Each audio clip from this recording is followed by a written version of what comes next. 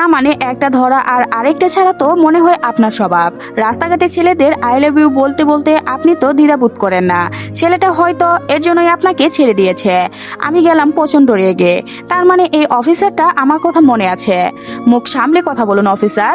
এই বাটপারটা আমার বান্ধবীকে ধোঁকা দিয়েছে। অফিসার অবাক হয়ে জিজ্ঞাসা করলেন, really? How can I believe? আমার বান্ধবী বয়ান দিবে। আপনার যদি বিশ্বাস না হয় তবে আমাদের পুরো ফ্রেন্ড সার্কেলে সে বয়ান দিবে। তবু এই রাস্কেলটাকে শাস্তি চায়। পাশ থেকে আমার বান্ধবীও নাক টেনে টেনে বললেন, হ্যাঁ অফিসার, এই বিটকেলটার আমি শাস্তি চাই, আমাকে ধোঁকা দিয়েছে। এবার অফিসারের বিশ্বাস হলো আমার কথার। ছেলেটাকে নিয়ে লকআপে বলল। আমরা থানা থেকে বের হওয়ার জন্য পা বাড়ালাম। আমার বান্ধবী কিছুটা দূরে এগিয়ে গিয়েছে। আমি আবার কিছু মনে হতেই পিছন ফিরে তাকালাম। অফিসার তখনও দাঁড়িয়ে। আমি তার নিকট পানে গিয়ে বললাম, থ্যাংক ইউ অফিসার, খেয়াল রাখবেন ঠিকঠাক শাস্তি যেন পায়। আমার কথা শুনে অফিসারটা কিছু ঝুঁকে আমার মুখের বরাবর এলো। আমার থেকে সে লম্বা কিনা প্রচুর। বলল, আর আপনার শাস্তিটা মেঘমালা?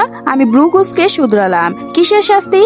আমার বিরক্তিকরের কারণ হবে মিস মেঘমালা। আপনাকে আমার বিরক্তির কারণ থেকে হৃদয়ের জায়গা করে নেওয়ার শাস্তি দিব। যেই শাস্তি আজীবন ভোগ করার জন্য তৈরি হন মিস মেঘমালা। আপনাকে এত সহজে ছাড়ছি না। পুলিশ অফিসারের আচরণ দেখে বেশ অবাক হলাম আমি। এত বেশ সুন্দর পুলিশ অফিসার আমাকে গুল খাওয়াতে চাচ্ছে। আমি এবার লোকটার বুক বরাবর নেম প্লেটটার দিকে তাকালাম। তানজিন তন্ময় খান। বিড়বিড় করে আওড়ালাম, ওরে আমার খান বংশের পোলা, তোরে আমি মেরে খান খান করে উর্গাই পাঠাবো।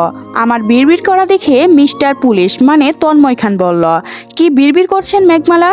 আমি অগ্নিদৃষ্টিতে তাকালাম তন্ময়ের দিকে। Is Meghamala? I am not Meghamala, I am Meghla Naushad. আমার এভাবে কথা বলা দেখে তন্ময় খান কিঞ্চিত উষ্ঠ পাকালো। বলল, দেখছেন মনে কত মিল আমাদের। আমি ডাকলাম মেঘমালা, আর আপনার নাম সত্যিই মেঘলা।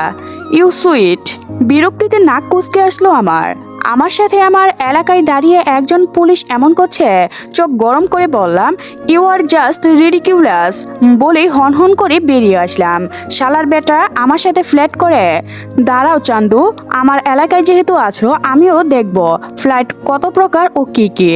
ওই পুলিশটার জীবন যদি আমি তেজপাতা না করছি তবে আমিও নৌসাদ মধুর মেয়ে না। বেরিয়ে এসে দেখি আরেক কাণ্ড।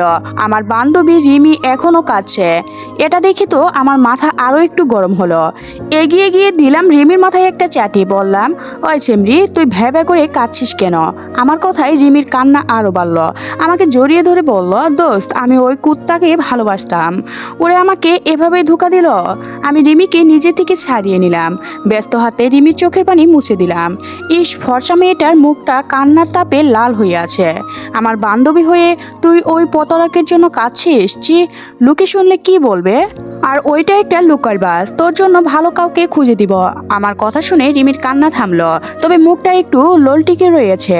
আমি বুঝি না একটা পতারকের জন্য এত কান্না কোথা থেকে আসে। ইতিমধ্যে আমাদের গুড গোল পার্টি এসে হাজির। আমি, রিমি, সৌরভ, মিশু, ফরহাদ, নাইম, এরা কয়েকজন আমার ফ্রেন্ড সার্কেল। ওরা নিশ্চয়ই খবরটা পেয়ে গিয়েছে আমি যে এই পতারকটাকে এতক্ষণে জেলে ভরছি। এই ব্যাপারটাও ওদের সন্দেহ থাকার কথা নয়। মিশু এসে রিমিকে আগলে নিয়েছে। মিশু আমাদের গ্রুপের সবচেয়ে বুঝদার আর যত্নশীল মহিলা।